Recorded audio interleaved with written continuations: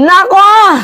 Habang patagal ng patagal ay tumitindi na po, lumalakas ang puwersa at ang boses ng taong bayan ng mamamayang Pilipino. So ngayon, meron akong tanong sa inyo guys mga minamahal, makipag-cooperate kayo. Type nyo lang press 1. 1. Press 1 nga sa mga taong gustong makamit ang hustisya. Gusto ko lang makita kung kabilang ba kayo sa mga taong gustong makamit ang hustisya. Press 1 kayo. Pangalawang tanong natin, sino yung mga taong gustong mapanagot? Yung may mga pananagutan. Press 1 kayo kung gusto nyong managot ang mga taong merong pagkakasala. Press 1 kayo kung gusto nyo yon.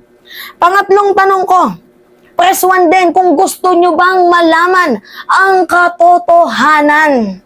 Yan po guys yung ano natin ngayon, yung tanong natin ngayon at pa-survey. So bakit nga ba nagtanong si Mima ng ganyan? Ito kasi yun guys. Pakita ko sa inyo Yan. Nakikita niyo yung yung post ni Trillanes. Ano yung sabi niya dito? Our Magdaluz survey for May 22 to 24 are out.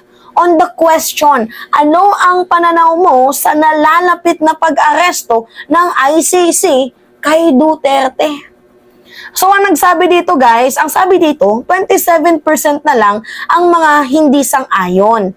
In other words, 73 na po ang mga Pilipino ang sang-ayon, neutral dito po sa International Criminal Court arrest ni former President Rodrigo Roa Duterte. So, sa madaling sabi guys, na kung dati yung boses natin na panawagan natin, 'di ba, napapasukin ng ICC kung ano yung thoughts and opinion nyo, kung dati nga guys, nasa ano lang tayo, 53%. Actually, yung pinakauna pa, nasa 20% lang yung mamamayang Pilipino na gustong papasukin ang ICC sa bansang Pilipinas. Kasi first things first din naman, medyo out of knowledge pa din naman yung mga taong yun. Buti na lang nandito tayo guys. At yung mga kapwa natin vloggers na naglalahad ng katotohanan, sila yung mga taong ini-explain nila kung ano nga ba ang dahilan, bakit nga ba, dapat nga ba, mararapat nga ba, napapasukin ang ICC sa bansang Pilipinas. Kumbaga, pinaliwanag nila na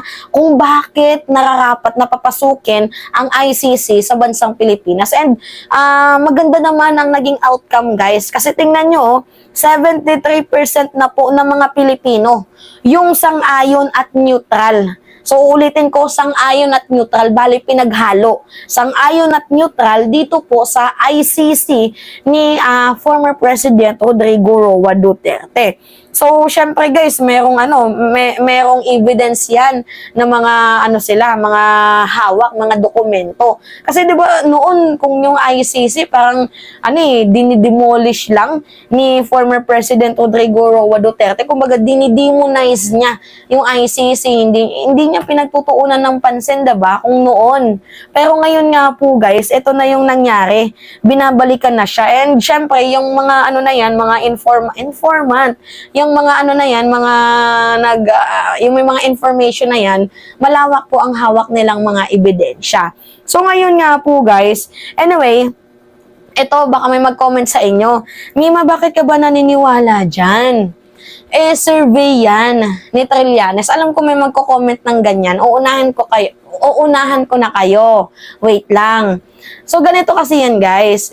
Hindi di porket na itong si Trillanes ay medyo hindi uma-agree dito kay former President Rodrigo Roa Duterte. Meron naman akong patunay, guys, na ang Magdaluz survey is a legit survey firm. Kasi kung matatandaan nyo, ito pakita ko sa inyo taong April 18 to 2022 bago magkaroon ng eleksyon. Ano yung nakalagay dito? Magdaluz survey, BBM 60.9%.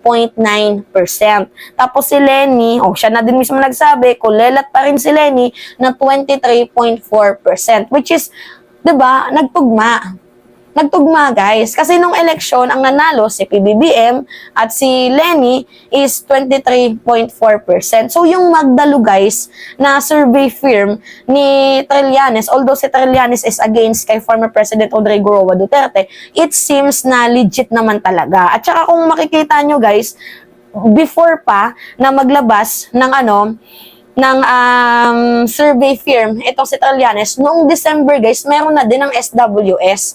Umabot guys ng 53%, if I'm not mistaken, yung mga taong gusto pong papasukin ang ICC sa bansang Pilipinas. So, 53% sila guys, madami.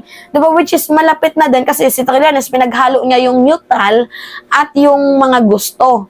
Paano kung yung mga gusto lang? Baka nasa 60%, ganon. Malapit sa 53% ng SWS survey. So, sa mga nagsasabi dyan na hindi yan legit kasi si Trillanes, guys, ganyan-ganyan, think of it.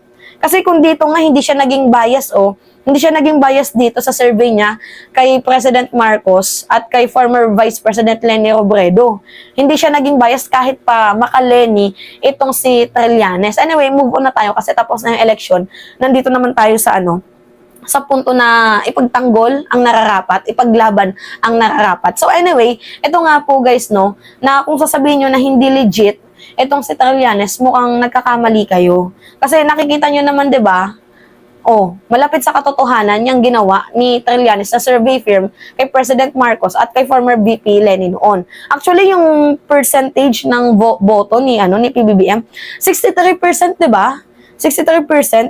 Itong kay Trillanes 60.9. So malapit nga, close. Malapit.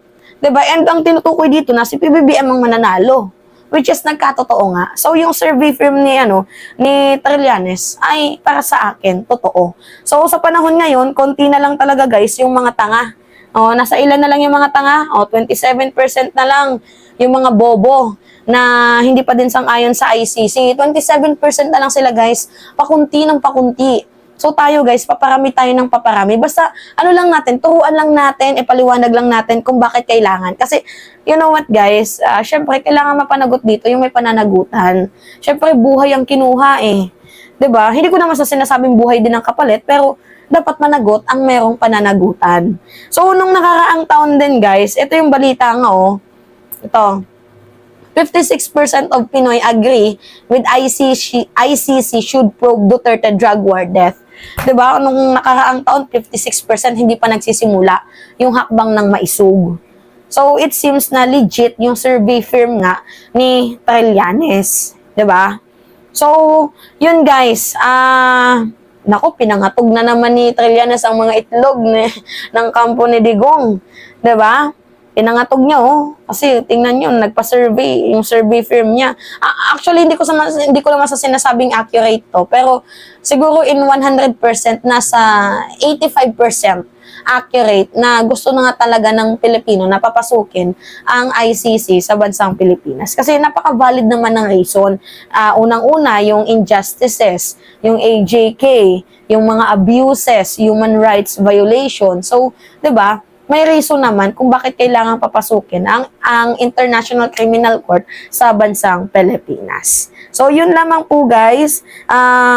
Salamat Sentry sa information mo. Anyway, it's me again, si Mima Alicia nyo, at nagbabalik ulit para sa ating panibagong video.